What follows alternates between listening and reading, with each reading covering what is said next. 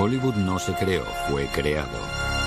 En 1919, 4 famosos artistas de cine se unieron para crear una organización que iba a establecer la posición de la estrella en lo más alto de la pirámide de Hollywood para siempre.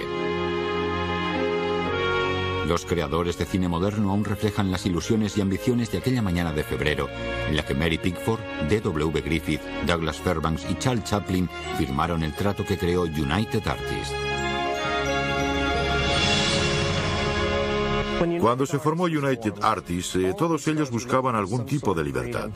Con esta nueva sociedad, Mary Pickford, por ejemplo, tendría derecho a expresar su opinión sobre casi todos los aspectos del proceso de la creación de películas de principio a fin. A los 4 se les proporcionó una empresa que distribuiría las películas que ellos mismos crearían. Serían las estrellas, los que estarían y se mantendrían al frente en todo momento. Serían sus propios jefes y escogerían a sus propios directores y a todo el mundo que estuviera relacionado con la organización. Y si fracasaban, fracasaban. Y si tenían éxito, lo tendrían todos juntos. El poder de las estrellas, la creación de United Artists.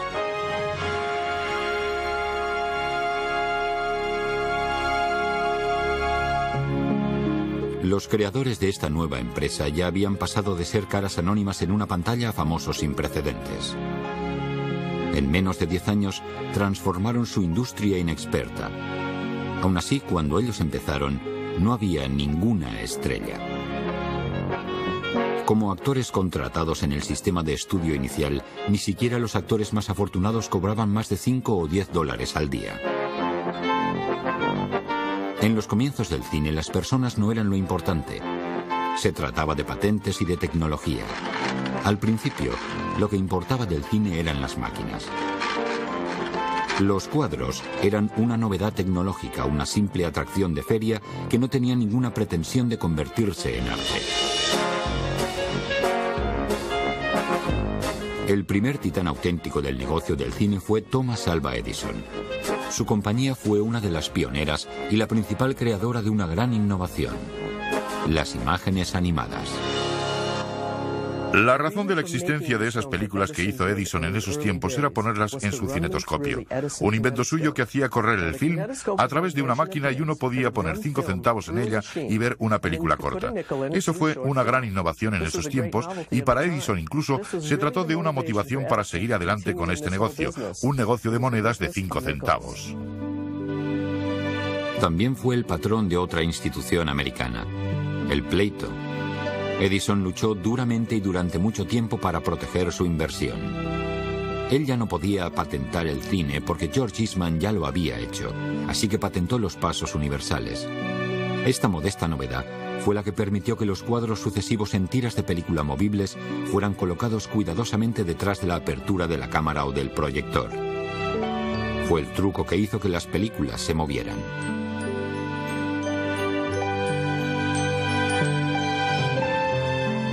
En 1910, Los Ángeles, California, no tenía ninguna industria cinematográfica. El estado estaba escasamente poblado y era mayoritariamente rural.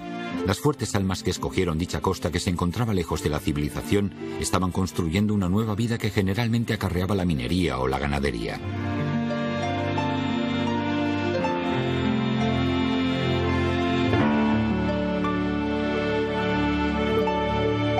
Una mañana de enero, un tren llega a la estación. Se trata de la última parada de un viaje a través del país, y entre los pasajeros que salen de él hay un hombre alto y esbelto acompañado de una joven encantadora. Él observa la escena. Una nariz corva y una mirada aguda y penetrante se pueden ver por debajo de la ancha ala de su sombrero. La joven mujer, que aún es casi una niña, tiene una piel de suave alabastro, los huesos de las mejillas altos y una boca de puchero delicada. Se trata de Mary Pickford y David Ward Griffith. Han abandonado la costa este, donde los inviernos tormentosos pueden retrasar la producción de películas al ritmo de un caracol. Han venido a hacer películas aquí, donde el sol brilla durante todo el año, pero hoy ninguno de los que presencian su llegada conoce sus nombres. D.W. Griffith había traído consigo un equipo escogido de menos de 30 actores y técnicos para continuar la producción completa de invierno para el presupuesto de la Biograph Company. Construían platós al aire libre en un solar alquilado y producían una película de 20 minutos distinta cada 2 días. Para la Biograph Company y para otros estudios, las películas no eran arte, solo eran innovaciones baratas de feria para conseguir $1. Los actores y los directores de cine no eran más importantes que cualquier otro trabajador de fábrica.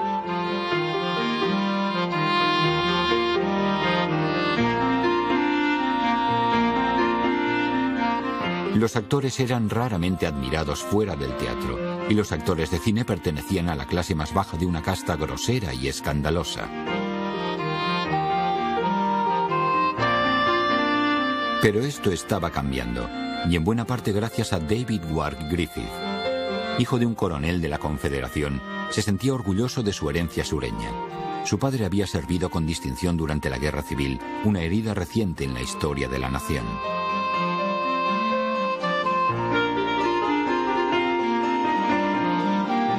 Después de la guerra, la familia Griffith pasó por tiempos duros, al igual que la mayoría de los sudistas. Griffith decidió entrar en el mundo del teatro. Su madre le reprobó. Los hombres Griffith se han permitido muchas cosas, pero ninguno ha caído tan bajo como para convertirse en actor. Al principio escribió obras de teatro y poemas mientras ganaba una miseria en una compañía de teatro ambulante. 10 años después, en 1907, a los 32 años, Griffith se encontró delante de la caja negra que se usaba para hacer los cortos. Sus actuaciones no eran excepcionales, pero entonces algo sucedió que hizo cambiar el curso del cine y de la cultura popular. D.W. Griffith se puso detrás de la cámara. Desde el primer momento sus películas vendieron el doble de copias que una película normal de Biograph. La Biograph Company representaba películas inéditas. Tenía films relacionados con el crimen, la acción, el amor, relacionados con toda clase de temas que el público nunca antes había visto. Cuando D.W. Griffith llegó allí, continuó con esta línea de películas diversas, pero usó nuevas técnicas que otros directores y él mismo habían desarrollado. Tomas en las cuales uno se movía con la cámara, cortes inéditos, ajustes, técnicas para provocar el suspense y exposiciones dobles. Todo esto fascinó a la audiencia en esos tiempos. Él descubrió algo sobre el cine que la mayor parte de la industria aún no había descubierto: que la cámara ayuda a explicar la historia en vez de limitarse a observarla.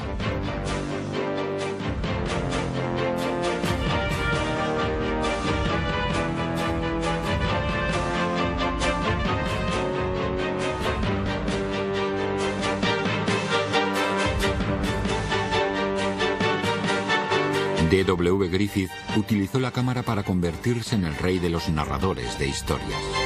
Y todas las grandes innovaciones que D.W. Griffith estaba haciendo para la compañía la llevaron hacia grandes éxitos durante el inicio de la era muda.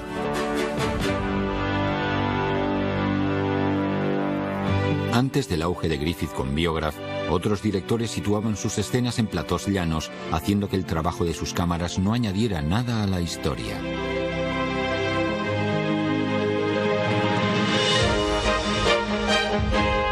En comparación, en La niña y su confianza, Griffith usó por primera vez una técnica muy común hoy en día: la toma de rastreo, hecha en este caso desde un automóvil en movimiento.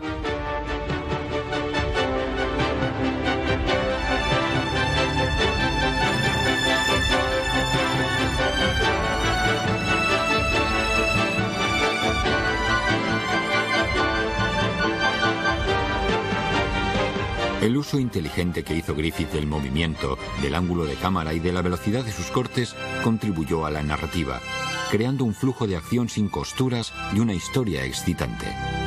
Sus técnicas permitieron que la audiencia estuviera más implicada en la historia al estar más involucrada en la misma actuación. Él y su brillante hombre cámara, Billy Blitzer, inventaron, desarrollaron o perfeccionaron estas innovaciones a través de cientos de películas cortas hechas en sucesiones rápidas. Pero lo que realmente hizo destacar a Griffith fue el primer plano. Sabía que un actor podía arrastrar a la audiencia. Si uno miraba a los ojos de alguien, podía ver su alma. Su público solo podía simpatizar.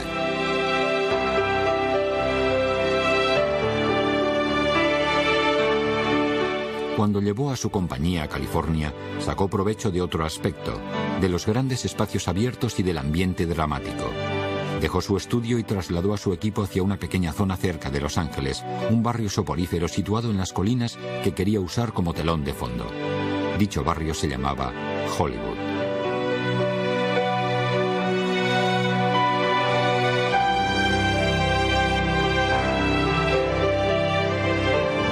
Estaba inventando el arte de la dirección cinematográfica y sus novedades fueron vertiginosas. Una vez declaró con orgullo: la película ya no es un arte naciente. Creo firmemente que llegará un día en que las grandes imágenes poéticas se compararán con las mejores producciones de óperas sublimes. No soy un soñador que ve cosas fantásticas imposibles de realizar. No he soñado ni una cosa imposible en 7 años de trabajo. En los 423 films hechos en Biograph entre 1908 y 1913, estrellas como Lillian y Dorothy Gish y el cómico loco Max Sennett vieron la luz del cine bajo la dirección de Griffith. Pero hubo una protegida de Griffith que los eclipsó a todos.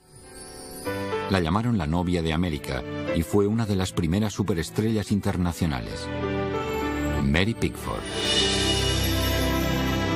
Nació en Toronto con el nombre de Gladys Smith en 1893. A la edad de 5 años subió al escenario como Baby Gladys para ayudar económicamente a su viuda madre y a su hermano y hermana pequeños. Empezó a subir una fuerte pendiente hacia el estrellato. Lo alcanzó en el teatro en 1907. A los 15 años se encontraba en un éxito de Broadway producido por la leyenda del teatro, David Belasco. Pero incluso 1 año y medio con el éxito la dejó con solo $200 por su nombre. Aunque la gente ya se había fijado en el trabajo de Griffith en los estudios de Biograph, las actuaciones cinematográficas aún eran consideradas inferiores a la dignidad de la mayoría de las estrellas del escenario legítimo.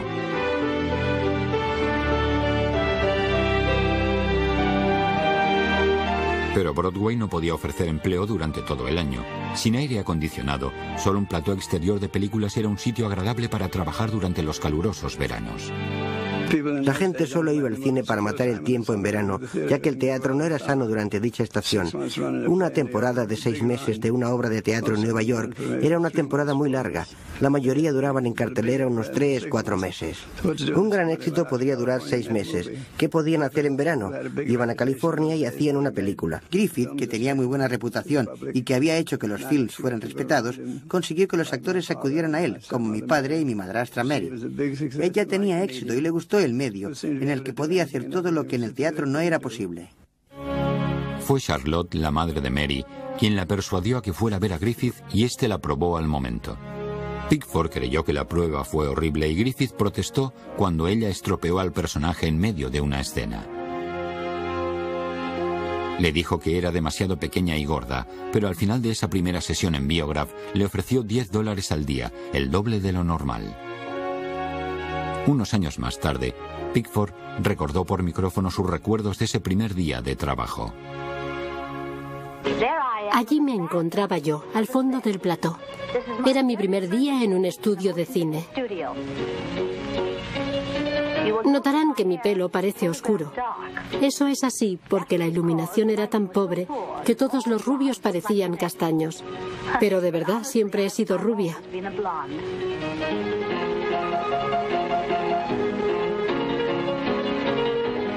Se llamaba el serial The Jones y ellos eran Florence Lawrence y Billy Campton. Se consideró a Florence Lawrence y a otros como las primeras estrellas de cine y en realidad tenían papeles mucho más serios, papeles relacionados con el matrimonio y con el amor. Mary Pickford representaba las travesuras del joven espíritu libre de los niños con toda clase de papeles, desde niñas ricas hasta niñas pobres. Había algo de especial en ella que aún sobrevive en nuestros días. Empezando con modestia al principio, Pickford ganó confianza en el nuevo medio rápidamente. Al principio cobraba $10 al día, pero al cabo de unas semanas ya ganaba 25. Al cabo de unos años, Ganaba $10.000 a la semana.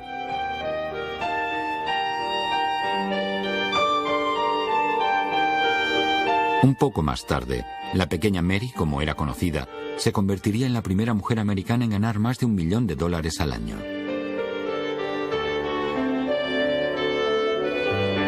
Era una actriz realmente buena, una de las mejores. Tenía el encanto de una niña pequeña, aunque se trataba de una mujer madura. Y era muy inteligente. Fue su propio jefe incluso durante su ascensión. Ella les decía a sus superiores lo que se debía hacer. Al final, ella misma se convirtió en jefe.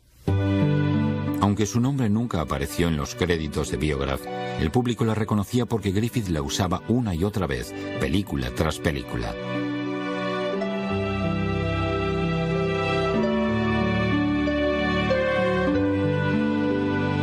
Él vio en ella un equilibrio entre dulzura y mal carácter.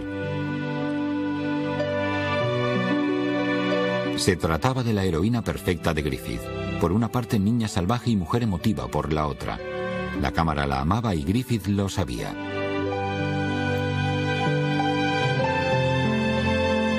Por su parte, Pickford respondía al amor de la cámara. Se convirtió en una estudiante aplicada del nuevo medio y llegó a ser una artista de cine experimentada. Se preocupaba por el maquillaje y el vestuario.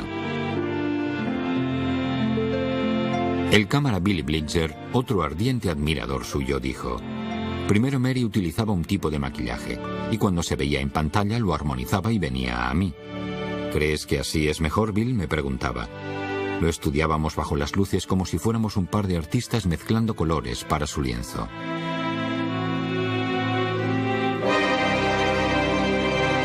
Sus ideas y su trabajo como actriz eran incluso más importantes que su devoción hacia los muchos elementos que forman este arte.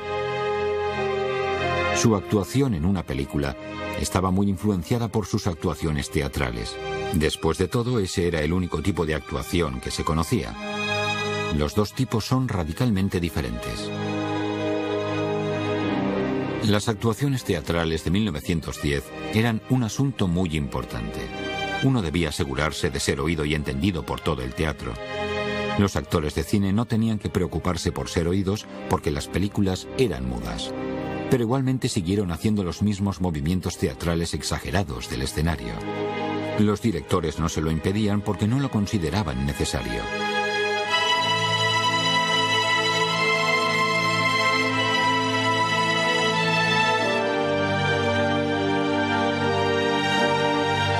Mary Pickford se dio cuenta de que cuando la cámara se le acercaba, necesitaba hacer algo más.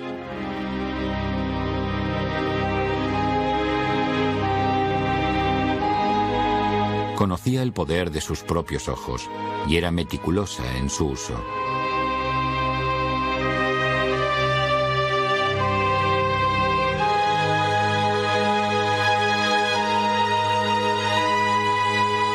Enseñó a los actores cómo comportarse en la pantalla y la audiencia respondió a su formidable habilidad artística.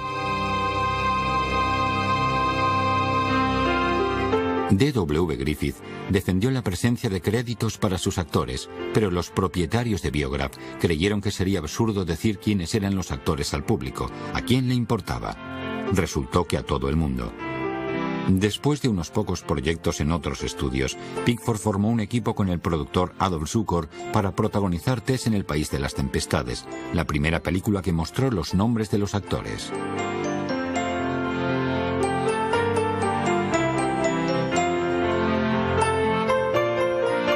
Una semana después de que Tess fuera estrenada en 1914, Mary Pickford se encontraba en camino de ser una de las personas más famosas del mundo. Aunque en realidad la mayoría de las veces era mayor que sus propios personajes, el sentimiento amoroso de su público, del público de todo el mundo, diría yo, no solo del de Los Ángeles o de Nueva York, era tan intenso que cuando Mary Pickford visitó Rusia hacia los años 20 y fue festejada por miles y miles de personas, incluso tuvieron miedo de no poder salir de allí.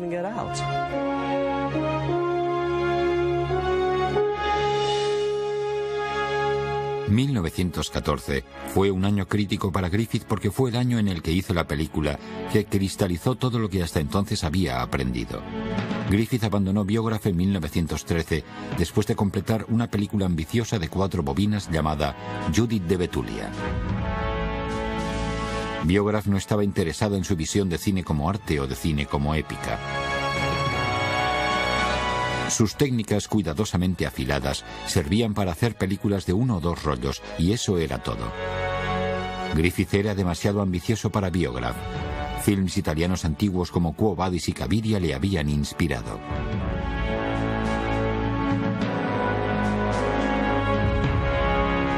Griffith tenía en mente una película de 12 bobinas, la historia de 175 minutos sobre el norte contra el sur, su versión de la guerra civil y de la reconstrucción.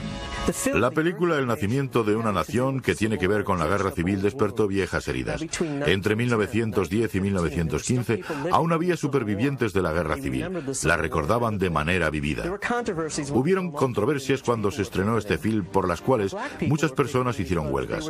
La gente negra se manifestó porque en la película salían mal iluminados. Por todo el mundo se hablaba de D.W. Griffith como el director polémico.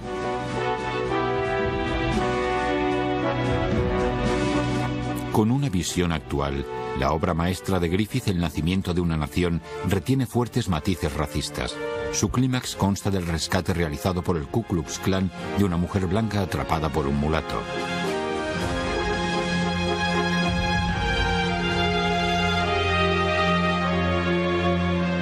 La película fue atacada en los tribunales y en público por la recién creada Asociación Nacional para el Avance de la Gente de Color. Pero como observaron los mismos huelguistas, la verdadera ironía de este film fue el hecho de que todo el mundo era barrido por la magia de Griffith, incluso aquellos a quienes ofendió por su racismo descubierto.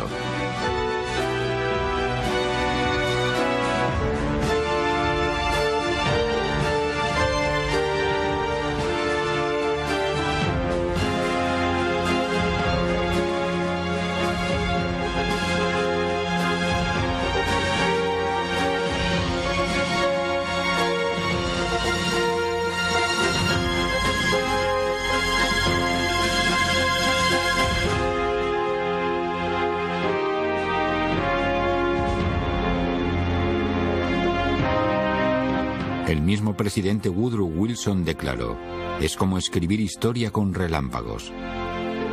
Finalmente, Griffith había demostrado que el cine era arte y que nunca iba a desaparecer.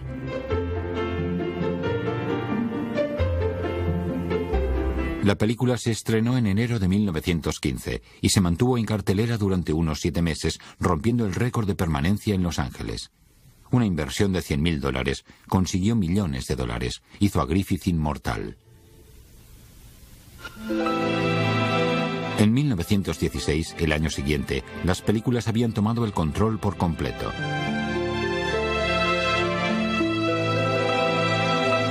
Teatros de todas partes empezaron a cerrar sus puertas en vista de este gigante que avanzaba.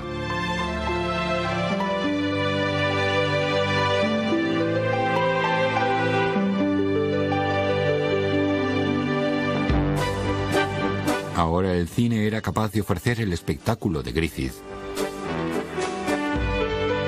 o la ilusión y la inocencia de Mary Pickford. Pero el atractivo original de las imágenes parpadeantes dependía en gran medida de la comedia, y también aquí había un rey recién llegado, un hombre que llevaba la ropa de un pequeño vagabundo, Charles Chaplin.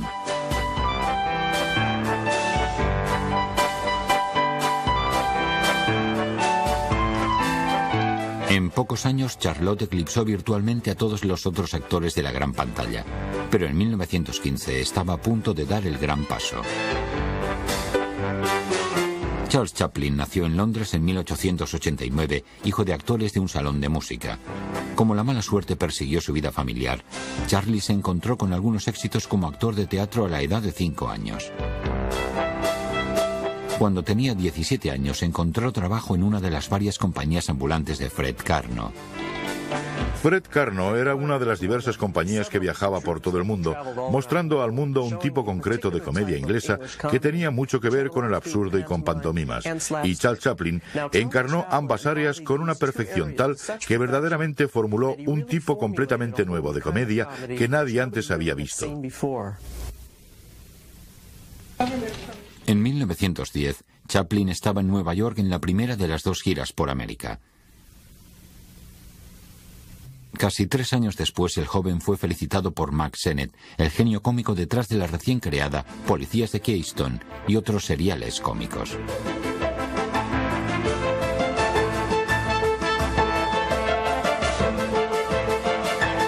Las comedias de Sennett estaban hechas en su estilo distintivo, antigüedades salvajes e irracionales que se desenvolvían a un ritmo frenético en una sucesión rápida de cortes veloces que ponían énfasis en un movimiento ininterrumpido.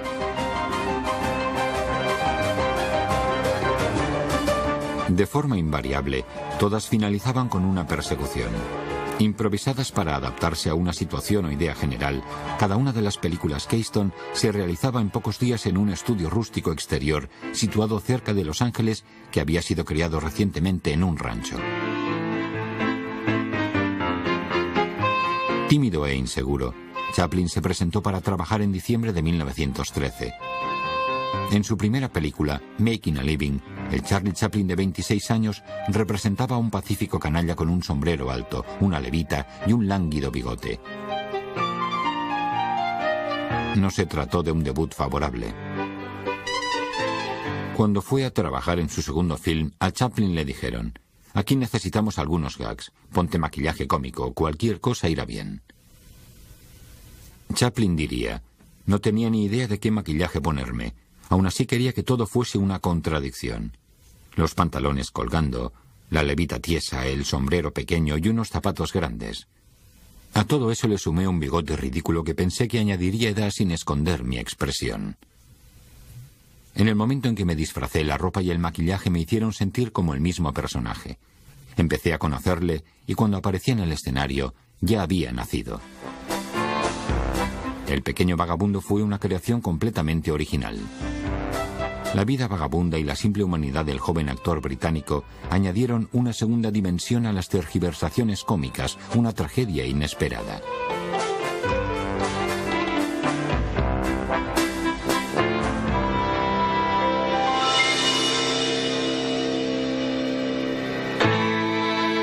Primero Chaplin fue protagonista y después dirigió él mismo comedias en una sucesión de 1 y de 2 bobinas.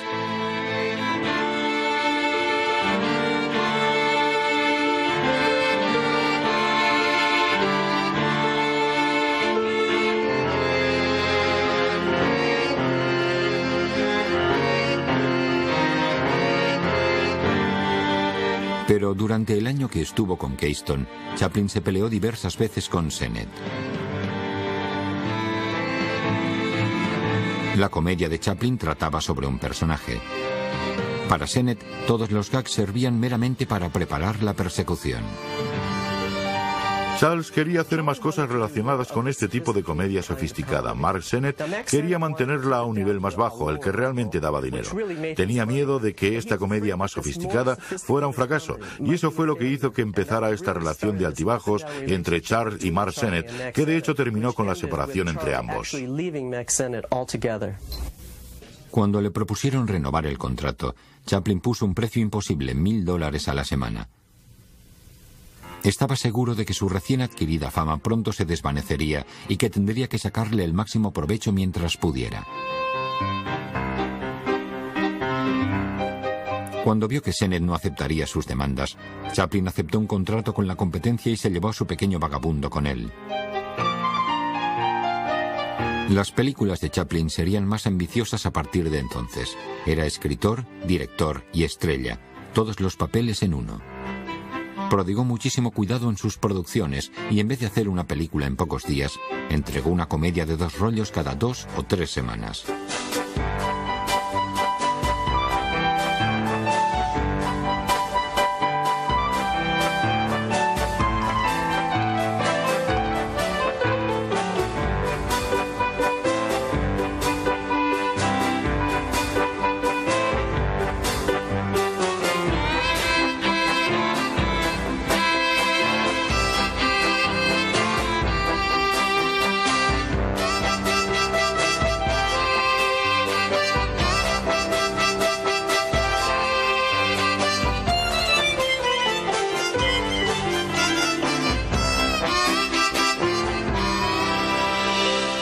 de la compañía por naturaleza, Chaplin vio que a la vez que su fama incrementaba, su vida social no seguía ese ritmo. La soledad es repelente, escribió. Ahí estaba yo en el auge de mi carrera, disfrazado y sin sitio donde ir.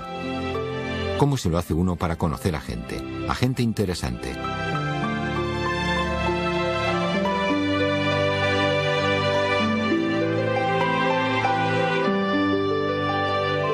Tenía la sensación de que todos me conocían, pero yo no conocía a nadie.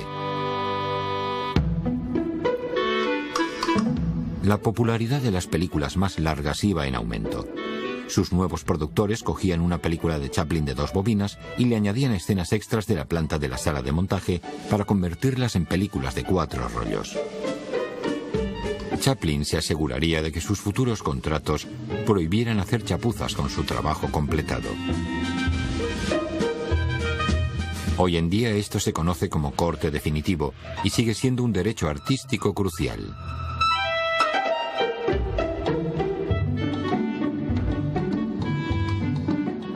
En los años siguientes, Charlie Chaplin se convirtió en uno de los hombres más famosos del mundo. El vagabundo, La calle de la paz, La cura, Charlotte prestamista, Armas al hombro y El emigrante fueron hechas durante este periodo que Chaplin más tarde recordó como el más feliz de su vida.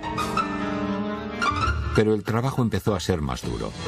Las presiones combinadas de una fama fenomenal con la necesidad de superarse a sí mismo en cada película, a veces le llevaron cerca de la saturación mental. Una vez escribió: a veces una historia podía presentar un problema. Yo paraba de trabajar e intentaba pensar, me paseaba arriba y abajo por mi estudio, lleno de tormento, o me sentaba durante horas en el fondo de un plató. La simple mirada de mis superiores o de los actores hacía que me avergonzara, sobre todo cuando la aseguradora estaba pagando el coste de la producción.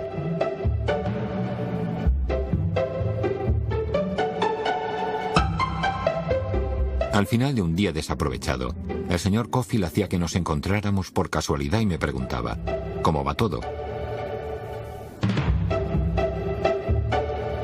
Fatal. Ya no puedo más, no puedo seguir pensando. Y entonces soltaba una carcajada.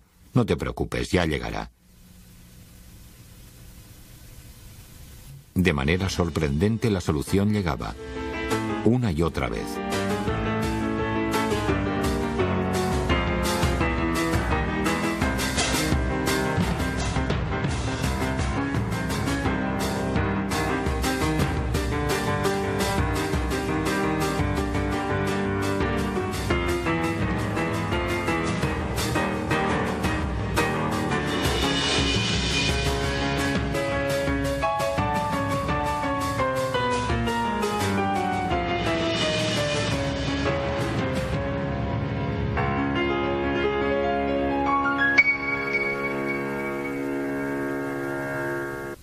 Recuerdo la primera vez que tuve un papel protagonista en una obra de teatro. Después de la noche de estreno, cuando todo el mundo se había ido, Charlie, que había asistido al estreno, y yo nos sentamos fuera del teatro, en la oscuridad. Casi no había tráfico.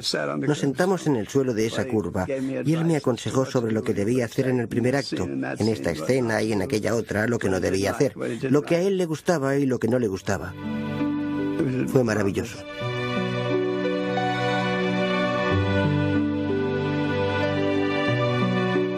Con el tiempo, aquellos amigos artistas interesantes que Chaplin había deseado vehementemente recurrieron a él.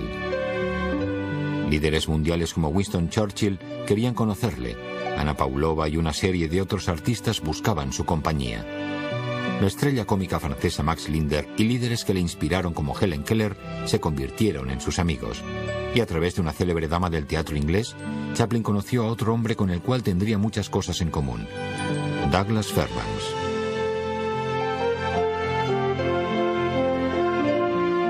Chaplin conoció a Fairbanks en una mesa de billar en una fiesta de Hollywood. Tiempo después escribió: esa noche fue el inicio de una amistad de por vida. No fue por casualidad que Douglas capturara la imaginación y el amor del público.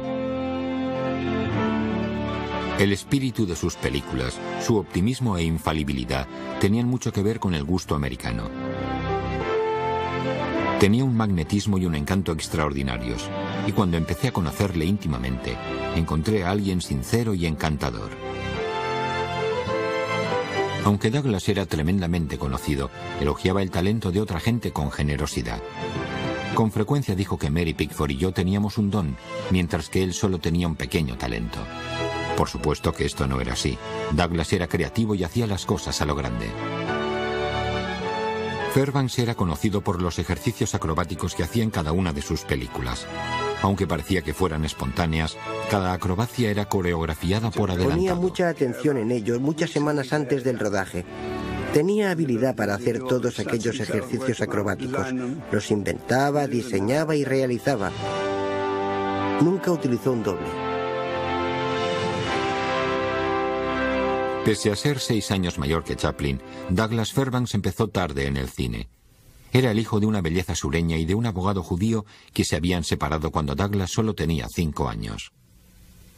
Tomó parte en el teatro amateur desde muy joven. Era una persona inquieta y recordaba haber asistido a las clases tanto de la Universidad de Harvard como de la Escuela Minera de Colorado, sin haberse preocupado por recoger el título en ninguna de ellas.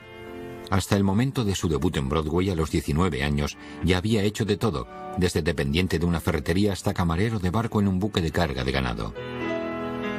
Después de 5 años de carrera prometedora, dejó la profesión para casarse con la hija de un industrial y trabajó en la fábrica de jabón de su padre. Eso no duró demasiado. Al cabo de poco tiempo, Douglas volvía a estar en Broadway. Atraído por Hollywood con un contrato jugoso con Triangle Pictures, trabajó brevemente con nada más y nada menos que D.W. Griffith, quien parece que se equivocó al no reconocer o entender el encanto que Fairbanks tenía para el público. Una vez se burló de Fairbanks. Tiene cara de melón y no sabe actuar. Quizá fuera así, pero el mismo Griffith había demostrado que las reglas estaban cambiando en este nuevo arte. Ser un actor guapo no era lo interesante en este caso. Fairbanks tenía un carácter fuerte. Creo que su virtud principal era su eterno optimismo. Proyectaba su propia alegría en el público, su entusiasmo a la hora de comprobar que cualquier cosa era posible. Todo era posible y uno nunca podía negarlo, nunca podía rendirse. ¿Que ese muro es demasiado alto para escalar? No, yo lo haré, saltaré por encima de él. Y eso hacía que otros pensaran, si él puede hacerlo, yo también. En solo un año, Douglas Fairbanks ya había montado su propia compañía de cine. Primero añadió la producción a su talento, luego poco a poco empezó a escribir las historias.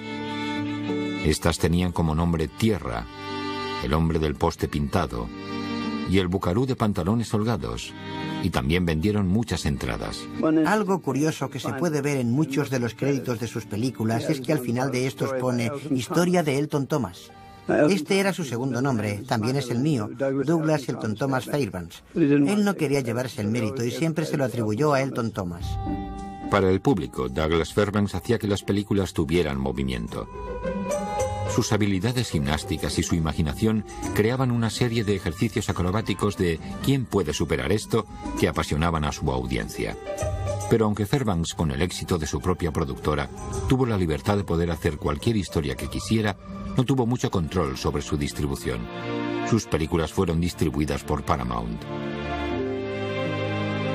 La política normal de aquellos tiempos requería que las copias de las películas fueran vendidas a un precio fijo por metros de película, sin tener en cuenta las estrellas que aparecían en ellas ni el coste de producción. Además, se requería a los cines que compraran películas por grupos. Para conseguir un éxito de Fairbanks, un exhibicionista estaba obligado a comprar una serie de películas de segunda clase. Para todos estos artistas de cine novatos, Griffith, Pickford, Chaplin y Fairbanks, las posibilidades del cine estaban extendiéndose constantemente, ampliando su campo de aplicación y siendo más difíciles de ejecutar cada año. Por otra parte, las distribuidoras intentaban regular las cosas. Querían productos normales hechos con normas concretas. Una sola medida debía valer para todo tipo de película. De manera independiente, Griffith, Chaplin, Pickford y Fairbanks no querían nada de eso. Entre 1909 y 1918, Hollywood pasó de ser un lugar desconocido del mapa al sitio líder en entretenimiento filmado.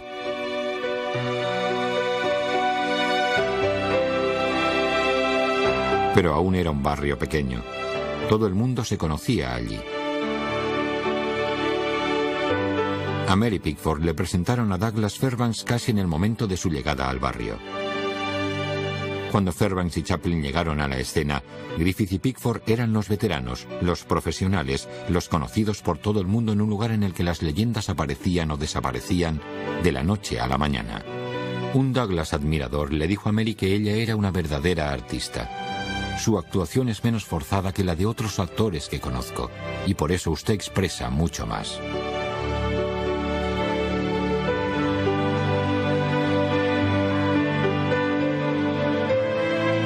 Pero su interés por Mary era mayor que cualquier tipo de respeto por un compañero profesional.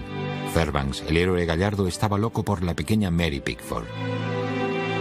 Los dos estaban pasando por matrimonios infelices antes de encontrarse y pronto se convirtieron en el centro de los rumores de Hollywood.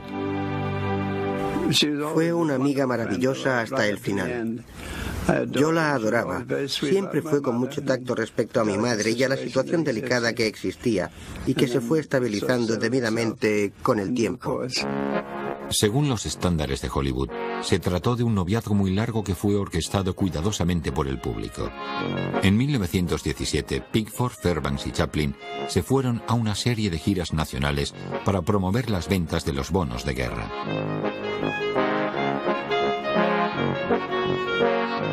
Aparte de suplicar a las multitudes y hacer payasadas para ellas, dichas giras resultaron ser un éxito fenomenal para el gobierno.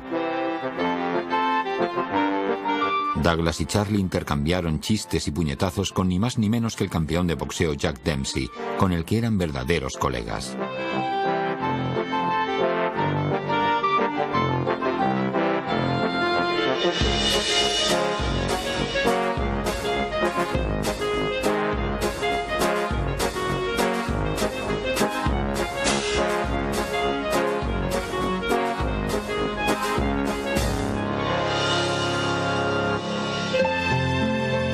El fervor de sus peticiones patrióticas de las multitudes se unió al fervor del noviazgo de Fairbanks y Mary. Ahora los tres amigos que habían experimentado el éxito en distintos géneros del cine estaban unidos.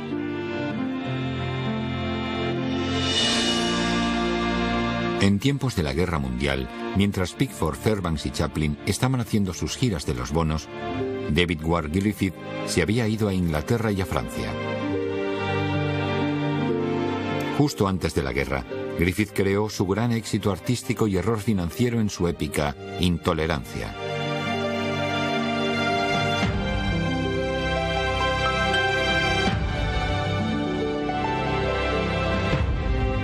Entonces se ocupó de la producción de la película propagandística Corazones del Mundo, que incluía un metraje real de soldados en batalla. Durante los años siguientes, su asociación profesional más íntima tuvo lugar con la estrella de esa película, Lillian Gish.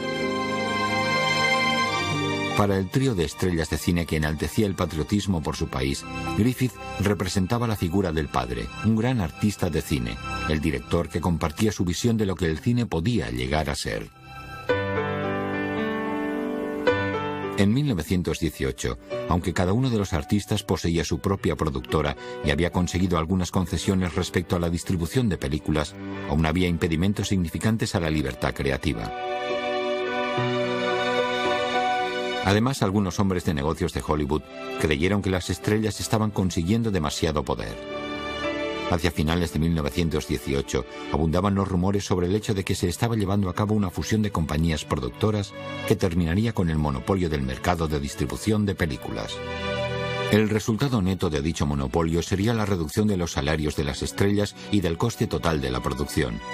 Al ver que su recién ganada libertad creativa se encontraba en peligro, Chaplin y Fairbanks decidieron comprobar la autenticidad de los rumores.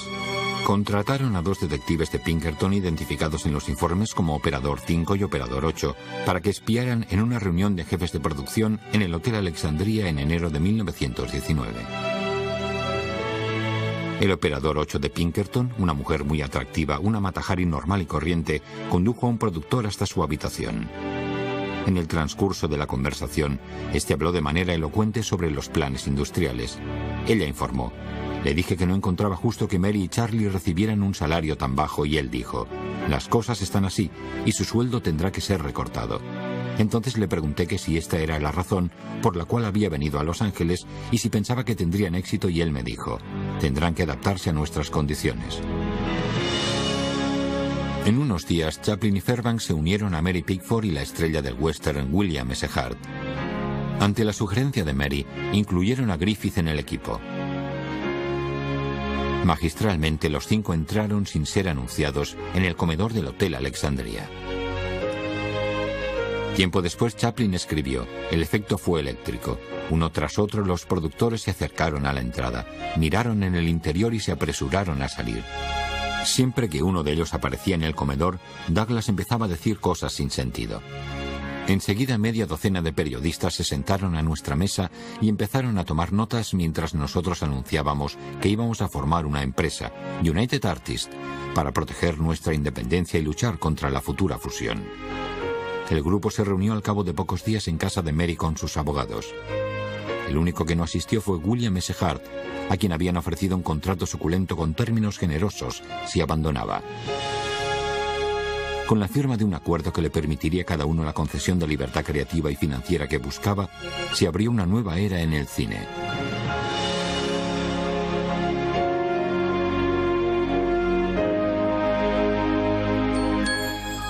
Ya no se harían negocios injustos a un precio establecido por metraje.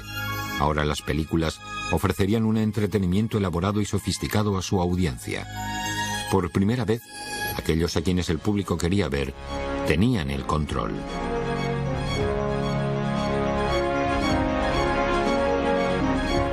Los lunáticos se han apoderado del manicomio, dijo un ejecutivo enemigo. El monopolio amenazador de la distribución de películas nunca se materializó.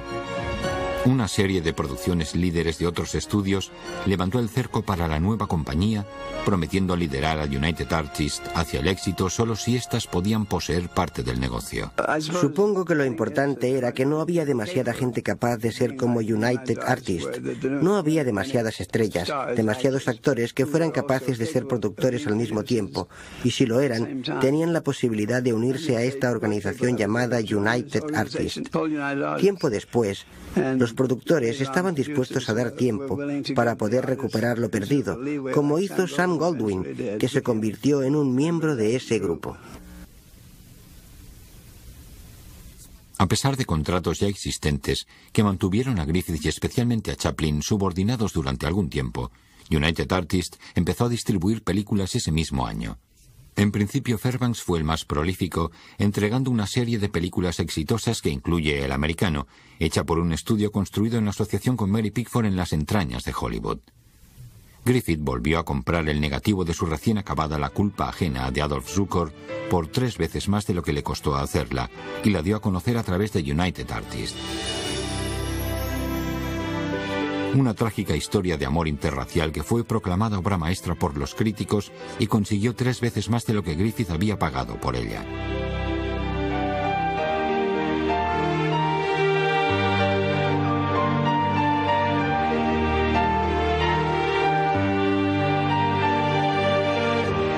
Se recordaba a D.W. Griffith no solo por sus películas épicas, sino también por sus películas cortas hechas en una especie de nivel épico. Sus historias trataban de individuos que superaban problemas intensos o los grandes obstáculos de la vida.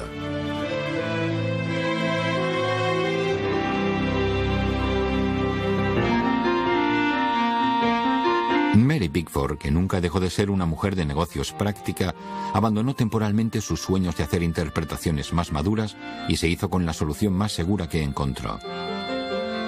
El resultado fue Pollyanna, que ganó más de $1 millón por todo el mundo. United Artists resultó factible, volando con un gran estilo.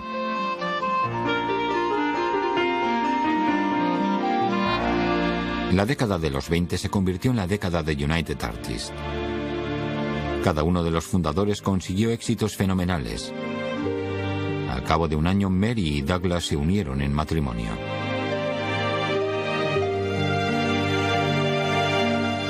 El vagabundo de Chaplin, el canalla de Fairbanks y la niña inocente de Pickford se veían en la más memorable de sus encarnaciones. Títulos que aún hoy en día apasionan al público llenaron la gran pantalla. Robin de los Bosques,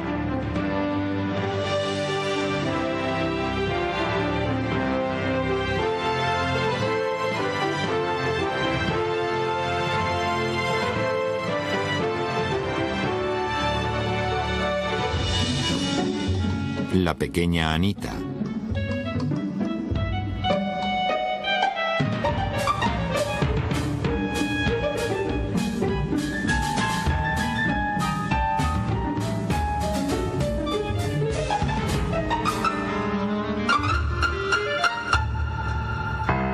La quimera del oro.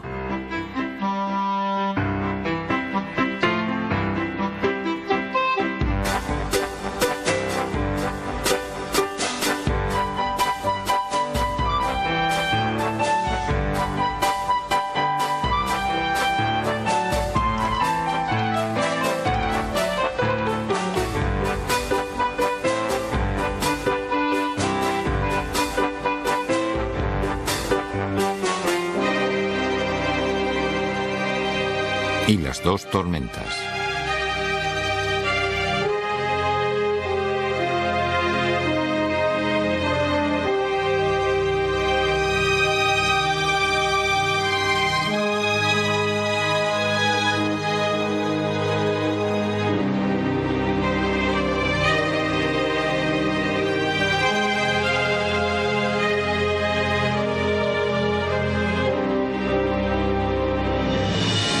Aparte de las estrellas que empezaron el estudio, se hicieron películas importantes como las de Rodolfo Valentino y Gloria Swanson.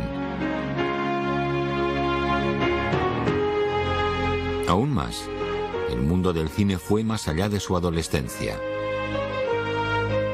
Los hombres que tenían las patentes de las máquinas cinematográficas ya no eran la fuerza dominante a la hora de decidir qué películas vería el público.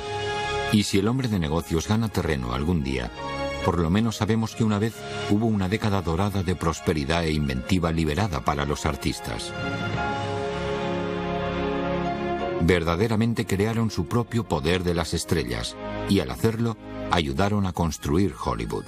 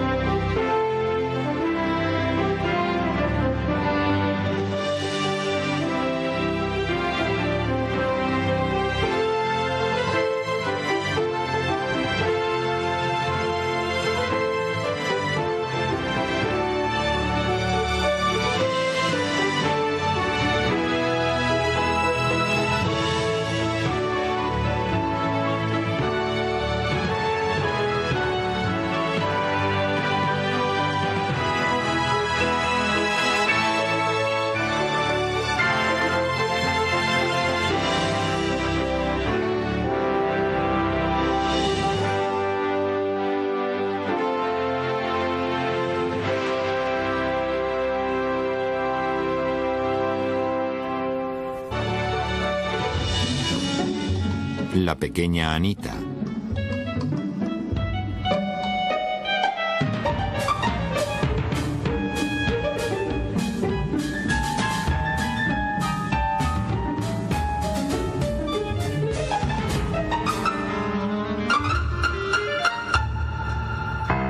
La quimera del oro.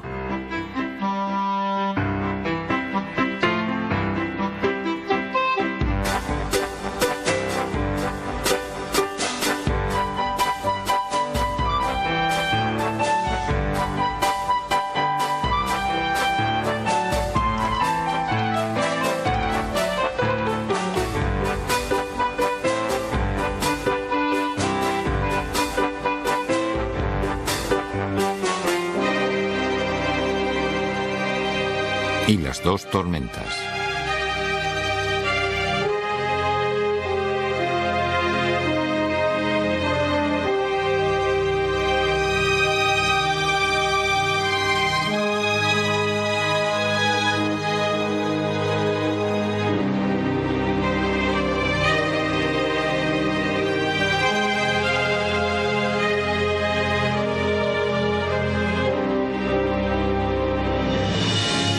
Aparte de las estrellas que empezaron el estudio, se hicieron películas importantes como las de Rodolfo Valentino y Gloria Swanson.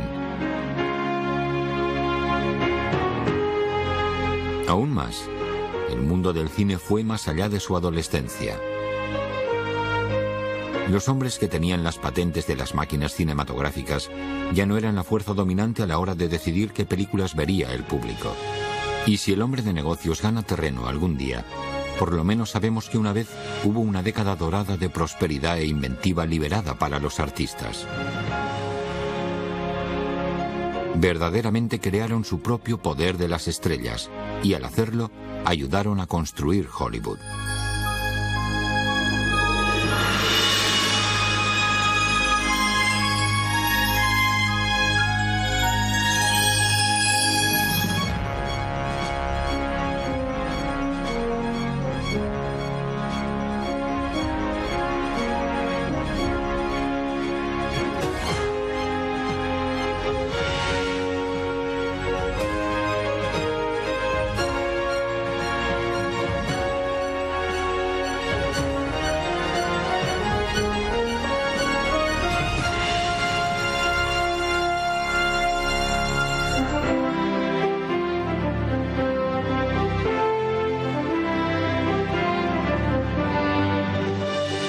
Y sofisticado a su audiencia. Por primera vez, aquellos a quienes el público quería ver tenían el control.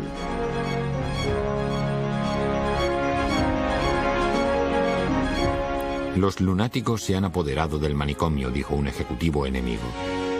El monopolio amenazador de la distribución de películas nunca se materializó.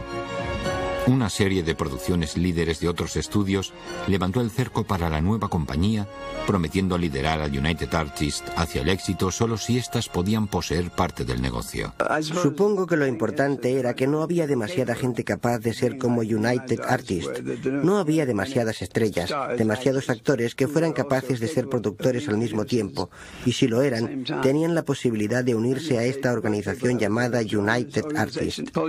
Tiempo después, los productores estaban dispuestos a dar tiempo para poder recuperar lo perdido, como hizo Sam Goldwyn, que se convirtió en un miembro de ese grupo. A pesar de contratos ya existentes que mantuvieron a Griffith y especialmente a Chaplin subordinados durante algún tiempo, United Artists empezó a distribuir películas ese mismo año. En principio, Fairbanks fue el más prolífico, entregando una serie de películas exitosas que incluye El Americano, hecha por un estudio construido en asociación con Mary Pickford en las entrañas de Hollywood. Griffith volvió a comprar el negativo de su recién acabada La culpa ajena de Adolph Zukor por 3 veces más de lo que le costó hacerla, y la dio a conocer a través de United Artists. Una trágica historia de amor interracial que fue proclamada obra maestra por los críticos y consiguió 3 veces más de lo que Griffith había pagado por ella.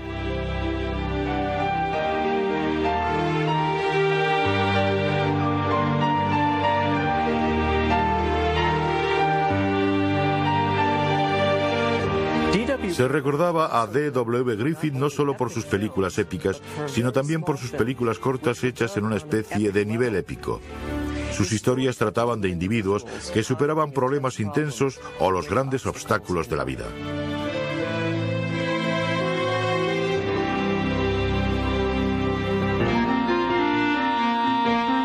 Mary Pickford, que nunca dejó de ser una mujer de negocios práctica, abandonó temporalmente sus sueños de hacer interpretaciones más maduras y se hizo con la solución más segura que encontró. El resultado fue Pollyanna, que ganó más de $1 millón por todo el mundo. United Artists resultó factible, volando con un gran estilo.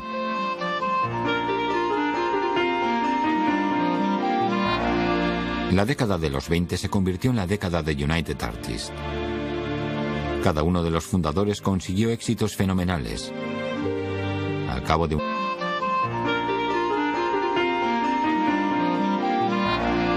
La década de los 20 se convirtió en la década de United Artists. Cada uno de los fundadores consiguió éxitos fenomenales. Al cabo de un año, Mary y Douglas se unieron en matrimonio.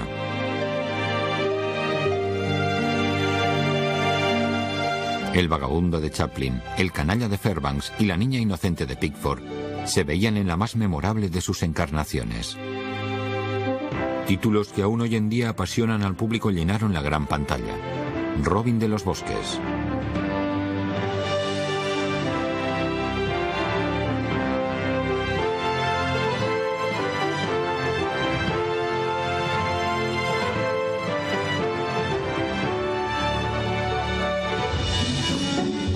La pequeña Anita.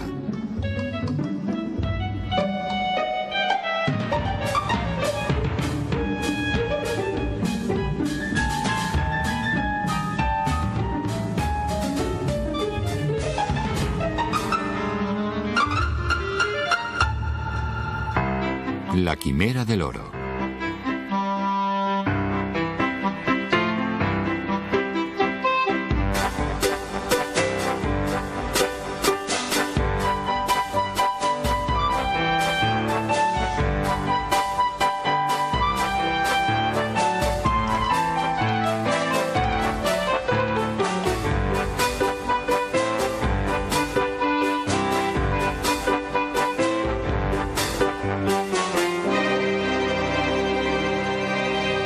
Y las dos tormentas.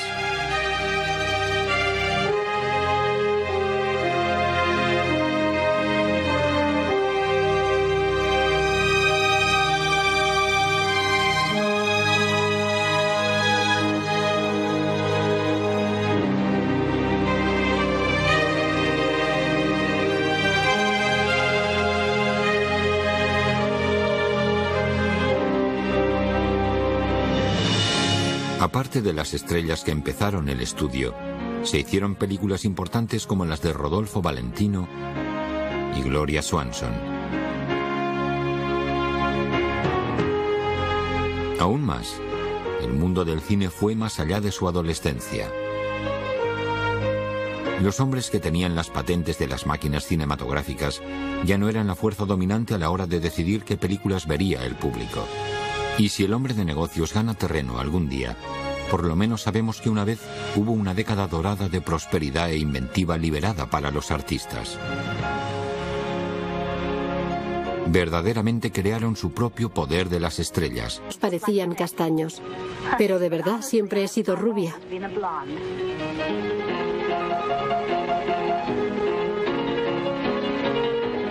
Se llamaba el serial The Jones, y ellos eran Florence Lawrence y Billy Campton. Se consideró a Florence Lawrence y a otros como las primeras estrellas de cine, y en realidad tenían papeles mucho más serios, papeles relacionados con el matrimonio y con el amor. Mary Pickford representaba las travesuras del joven espíritu libre de los niños con toda clase de papeles, desde niñas ricas hasta niñas pobres. Había algo de especial en ella que aún sobrevive en nuestros días. Empezando con modestia al principio, Pickford ganó confianza en el nuevo medio rápidamente. Al principio cobraba $10 al día, pero al cabo de unas semanas ya ganaba 25. Al cabo de unos años ganaba $10,000 a la semana.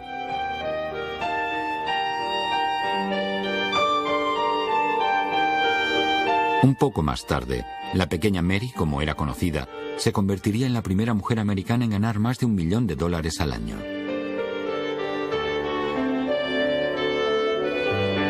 Era una actriz realmente buena, una de las mejores. Tenía el encanto de una niña pequeña, aunque se trataba de una mujer madura. Y era muy inteligente. Fue su propio jefe incluso durante su ascensión. Ella les decía a sus superiores lo que se debía hacer. Al final, ella misma se convirtió en jefe. Aunque su nombre nunca apareció en los créditos de Biograph, el público la reconocía porque Griffith la usaba una y otra vez, película tras película.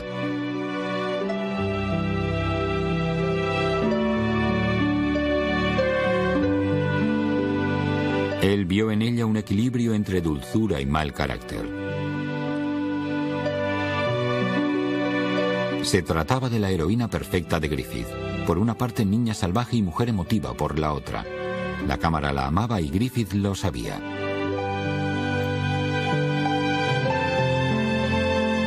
Por su parte, Pickford respondía al amor de la cámara. se convirtió en una estudiante aplicada del nuevo medio y llegó a ser una artista de cine experimentada. Se preocupaba por el maquillaje y el vestuario. El cámara Billy Blitzer, otro ardiente admirador suyo, dijo: primero Mary utilizaba un tipo de maquillaje y cuando se veía en pantalla lo armonizaba y venía a mí. ¿Crees que así es mejor, Bill?, me preguntaba. Lo estudiábamos bajo las luces como si fuéramos un par de artistas mezclando colores para su lienzo.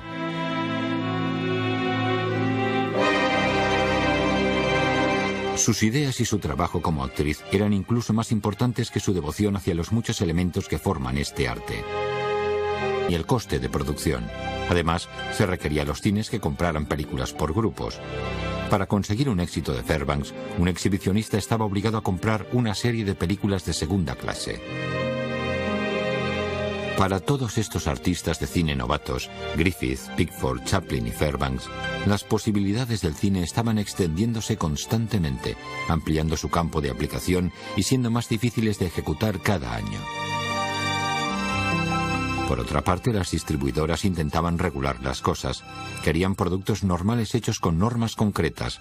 Una sola medida debía valer para todo tipo de película. De manera independiente, Griffith, Chaplin, Pickford y Fairbanks no querían nada de eso. Entre 1909 y 1918, Hollywood pasó de ser un lugar desconocido del mapa al sitio líder en entretenimiento filmado.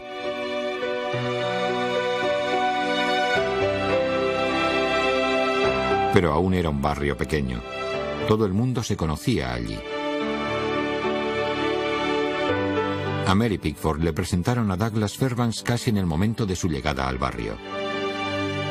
Cuando Fairbanks y Chaplin llegaron a la escena, Griffith y Pickford eran los veteranos, los profesionales, los conocidos por todo el mundo en un lugar en el que las leyendas aparecían o desaparecían de la noche a la mañana. Un Douglas admirador le dijo a Mary que ella era una verdadera artista. Su actuación es menos forzada que la de otros actores que conozco, y por eso usted expresa mucho más.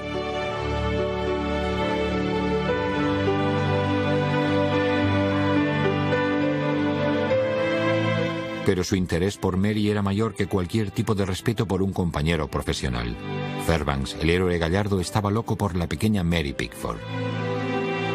Los dos estaban pasando por matrimonios infelices antes de encontrarse y pronto se convirtieron en el centro de los rumores de Hollywood. Fue una amiga maravillosa hasta el final. Yo la adoraba. Siempre fue con mucho tacto respecto a mi madre y a la situación delicada que existía y que se fue estabilizando debidamente con el tiempo. Según los estándares de Hollywood, se trató de un noviazgo muy largo que fue orquestado cuidadosamente por el público. En 1917, Pickford, Fairbanks y Chaplin se fueron a una serie de giras nacionales para promover las ventas de los bonos de guerra.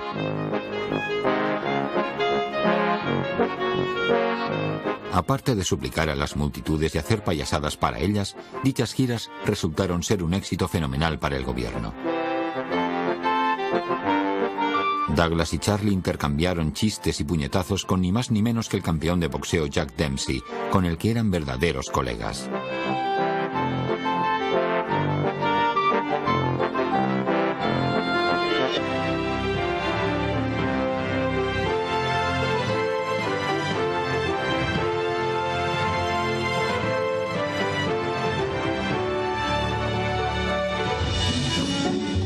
La pequeña Anita.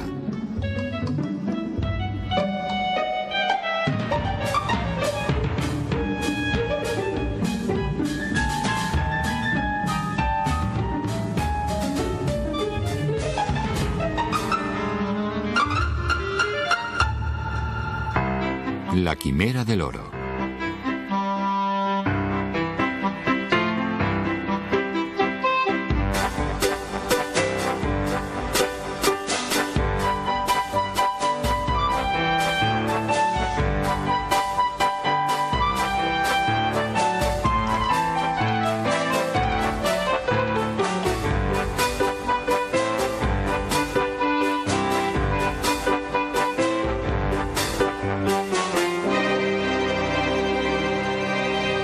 Y las dos tormentas.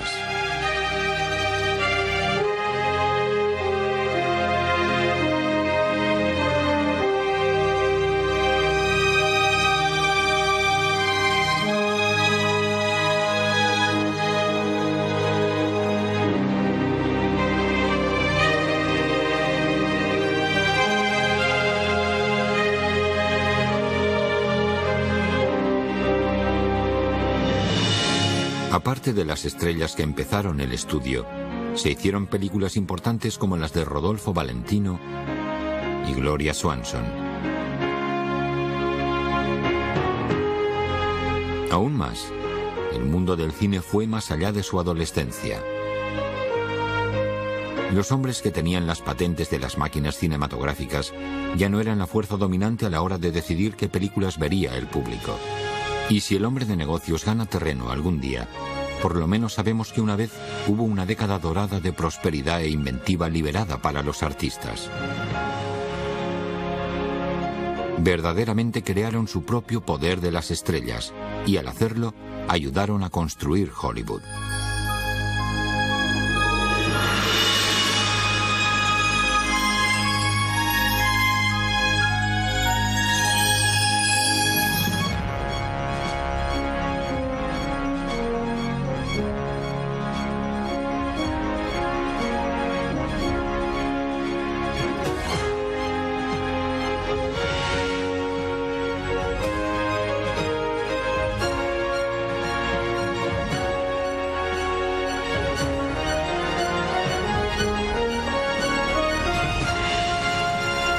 Después de la guerra, la familia Griffith pasó por tiempos duros, al igual que la mayoría de los sudistas. Griffith decidió entrar en el mundo del teatro. Su madre le reprobó. Los hombres Griffith se han permitido muchas cosas, pero ninguno ha caído tan bajo como para convertirse en actor. Al principio escribió obras de teatro y poemas mientras ganaba una miseria en una compañía de teatro ambulante. 10 años después, en 1907, a los 32 años, Griffith se encontró delante de la caja negra que se usaba para hacer los cortos.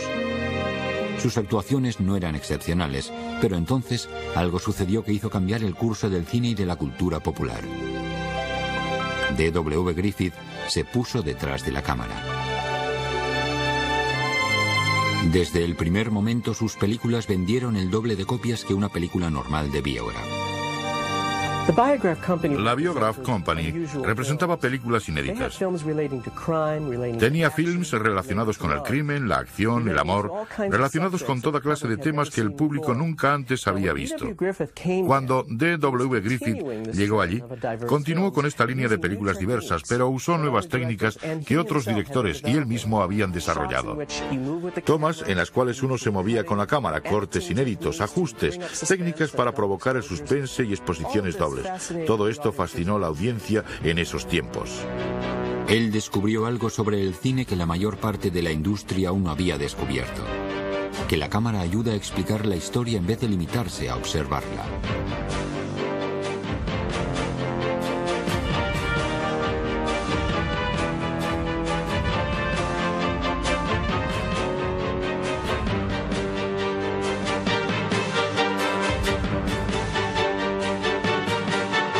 D.W. Griffith utilizó la cámara para convertirse en el rey de los narradores de historias. Y todas las grandes innovaciones que D.W. Griffith estaba haciendo para la compañía la llevaron hacia grandes éxitos durante el inicio de la era muda.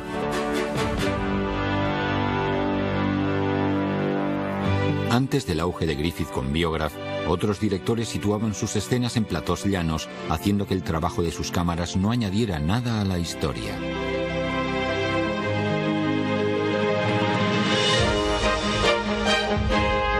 En comparación, en La niña y su confianza, Griffith usó por primera vez una técnica muy común hoy en día: la toma de rastreo, hecha en este caso desde un automóvil en movimiento.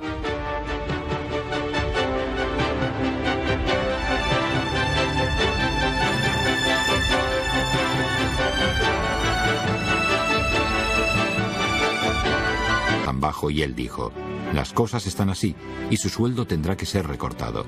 Entonces le pregunté que si esta era la razón por la cual había venido a Los Ángeles y si pensaba que tendrían éxito, y él me dijo: tendrán que adaptarse a nuestras condiciones.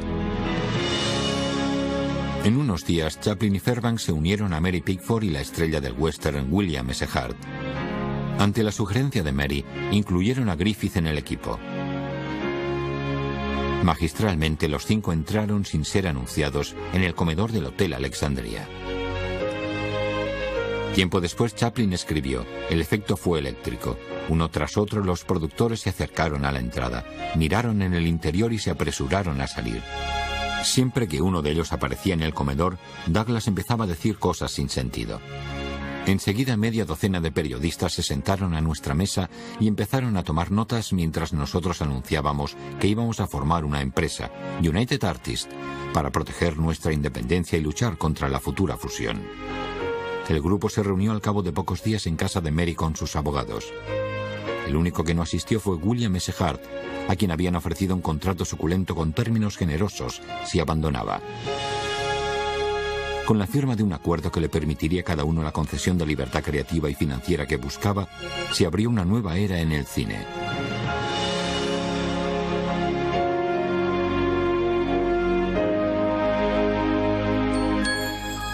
Ya no se harían negocios injustos a un precio establecido por metraje. Ahora las películas ofrecerían un entretenimiento elaborado y sofisticado a su audiencia. Por primera vez, aquellos a quienes el público quería ver tenían el control.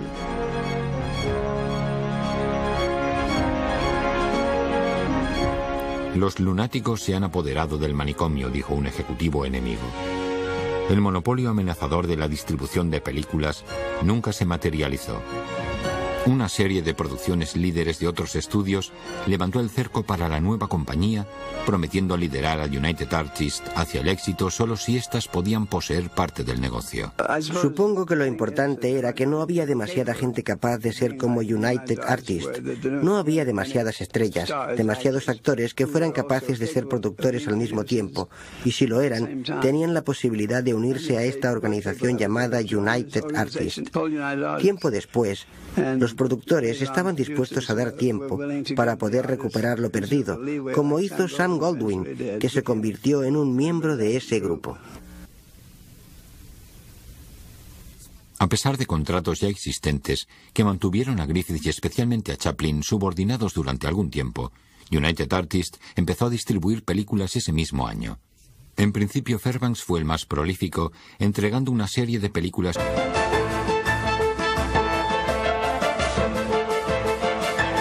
Las comedias de Sennett estaban hechas en su estilo distintivo, antigüedades salvajes e irracionales que se desenvolvían a un ritmo frenético en una sucesión rápida de cortes veloces que ponían énfasis en un movimiento ininterrumpido.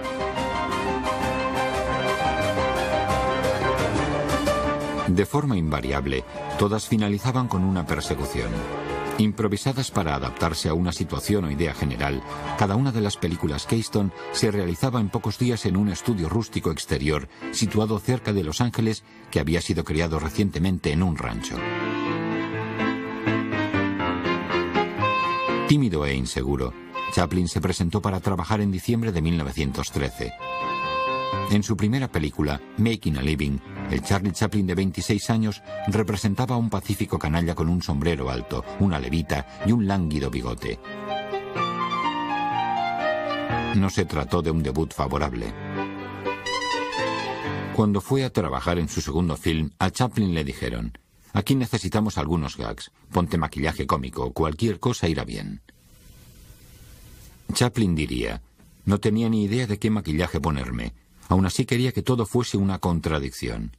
Los pantalones colgando, la levita tiesa, el sombrero pequeño y unos zapatos grandes. A todo eso le sumé un bigote ridículo que pensé que añadiría edad sin esconder mi expresión. En el momento en que me disfracé, la ropa y el maquillaje me hicieron sentir como el mismo personaje. Empecé a conocerle y cuando aparecía en el escenario ya había nacido». El pequeño vagabundo fue una creación completamente original. La vida vagabunda y la simple humanidad del joven actor británico añadieron una segunda dimensión a las tergiversaciones cómicas, una tragedia inesperada.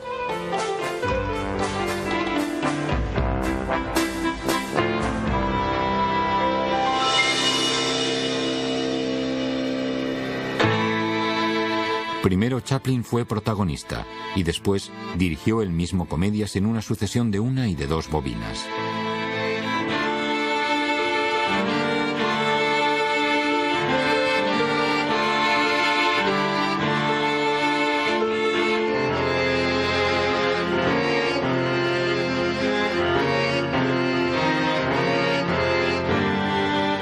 Pero durante el año que estuvo con Keystone, Chaplin se peleó diversas veces con Sennett.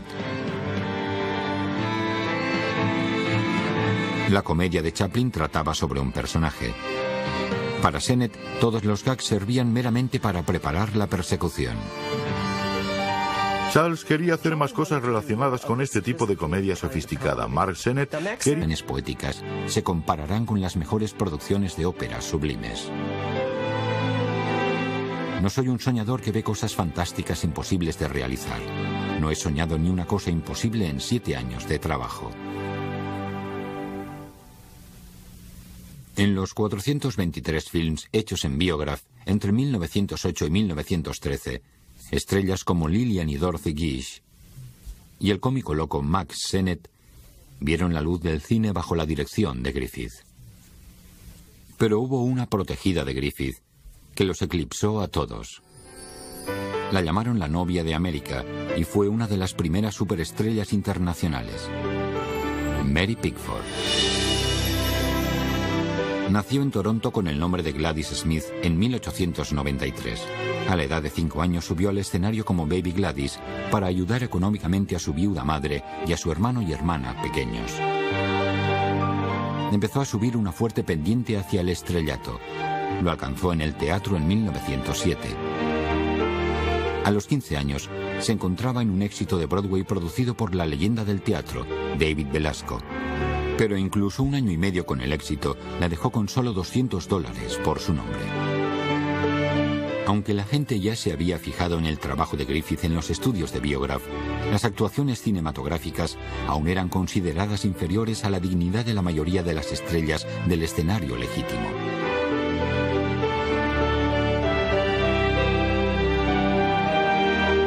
Pero Broadway no podía ofrecer empleo durante todo el año. Sin aire acondicionado, solo un plató exterior de películas era un sitio agradable para trabajar durante los calurosos veranos. La gente solo iba al cine para matar el tiempo en verano, ya que el teatro no era sano durante dicha estación. Una temporada de 6 meses de una obra de teatro en Nueva York era una temporada muy larga. La mayoría duraban en cartelera unos 3-4 meses. Un gran éxito podría durar 6 meses. ¿Qué podían hacer en verano? Iban a California y hacían una película. Griffith, que tenía muy buena reputación y que había hecho que los films fueran respetados, consiguió que los actores acudieran a él, como mi padre y mi madrastra Mary. Ella tenía éxito y le gustó el medio, en el que podía hacer todo lo que en el teatro no era posible. Fue Charlotte, la madre de Mary, quien la persuadió a que fuera a ver a Griffith y éste la aprobó al momento. Pickford creyó que la prueba fue horrible y Griffith protestó cuando ella estropeó al personaje en medio de una escena. Le dijo que era demasiado pequeña y gorda, pero al final de esa primera sesión en Biograph le ofreció $10 al día, el doble de lo normal. Unos años más tarde, Pickford recordó por micrófono sus recuerdos de ese primer día de trabajo. Allí me encontraba yo, al fondo del plató. Era mi primer... Por la libertad de poder hacer cualquier historia que quisiera, no tuvo mucho control sobre su distribución. Sus películas fueron distribuidas por Paramount. La política normal de aquellos tiempos requería que las copias de las películas fueran vendidas a un precio fijo por metros de película, sin tener en cuenta las estrellas que aparecían en ellas ni el coste de producción. Además, se requería a los cines que compraran películas por grupos. Para conseguir un éxito de Fairbanks, un exhibicionista estaba obligado a comprar una serie de películas de segunda clase. Para todos estos artistas de cine novatos, Griffith, Pickford, Chaplin y Fairbanks, las posibilidades del cine estaban extendiéndose constantemente, ampliando su campo de aplicación y siendo más difíciles de ejecutar cada año. Por otra parte, las distribuidoras intentaban regular las cosas. Querían productos normales hechos con normas concretas. Una sola medida debía valer para todo tipo de película. De manera independiente, Griffith, Chaplin, Pickford y Fairbanks no querían nada de eso. Entre 1909 y 1918, Hollywood pasó de ser un lugar desconocido del mapa al sitio líder en entretenimiento filmado.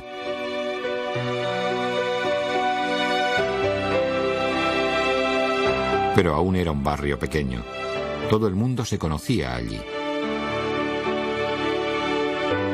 A Mary Pickford le presentaron a Douglas Fairbanks casi en el momento de su llegada al barrio.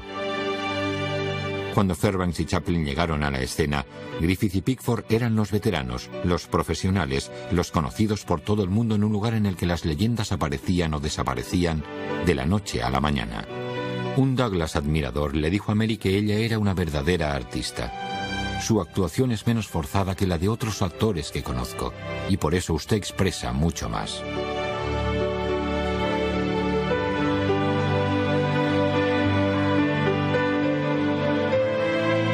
Pero su interés por Mary era mayor que cualquier tipo de respeto por un compañero profesional. Fairbanks, el héroe gallardo, estaba loco por la pequeña Mary Pickford. Los dos estaban pasando por matrimonios infelices antes de encontrarse y pronto se convirtieron en el centro de los rumores de Hollywood. Fue una amiga maravillosa hasta el final.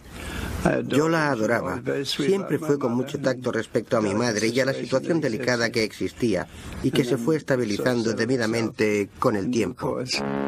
Según los estándares de Hollywood, se trató de un noviazgo muy largo que fue orquestado cuidadosamente por el público. En 1917, Pickford, Fairbanks y Chaplin se fueron a una serie de giras nacionales para promover las ventas de los bonos de guerra.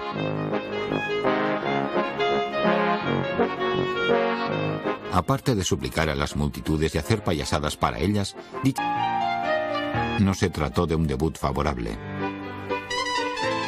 Cuando fue a trabajar en su segundo film, a Chaplin le dijeron: «Aquí necesitamos algunos gags, ponte maquillaje cómico, cualquier cosa irá bien».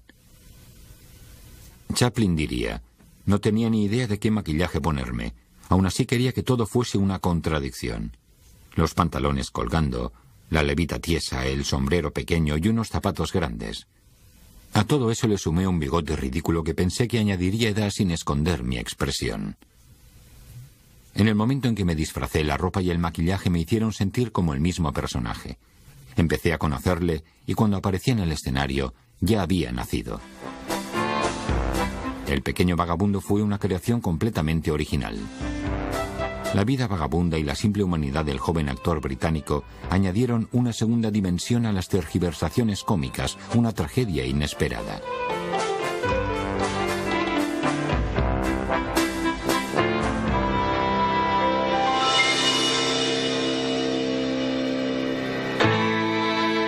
Primero Chaplin fue protagonista y después dirigió él mismo comedias en una sucesión de 1 y de 2 bobinas.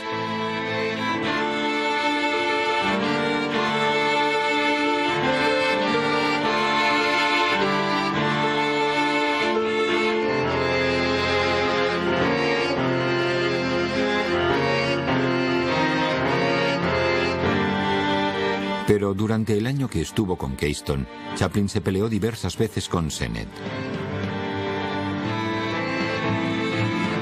La comedia de Chaplin trataba sobre un personaje. Para Sennett, todos los gags servían meramente para preparar la persecución. Charles quería hacer más cosas relacionadas con este tipo de comedia sofisticada. Mark Sennett quería mantenerla a un nivel más bajo, el que realmente daba dinero. Tenía miedo de que esta comedia más sofisticada fuera un fracaso, y eso fue lo que hizo que empezara esta relación de altibajos entre Charles y Mark Sennett, que de hecho terminó con la separación entre ambos. Cuando le propusieron renovar el contrato, Chaplin puso un precio imposible, $1000 a la semana. Estaba seguro de que su recién adquirida fama pronto se desvanecería y que tendría que sacarle el máximo provecho mientras pudiera. Cuando vio que Sennett no aceptaría sus demandas, Chaplin aceptó un contrato con la competencia y se llevó a su pequeño vagabundo con él. Las películas de Chaplin serían más ambiciosas a partir de entonces. Era escritor, director y estrella, todos los papeles en uno. Prodigó muchísimo cuidado en sus producciones y en vez de hacer una película en pocos días, entregó una comedia de 2 rollos cada 2 o 3 semanas.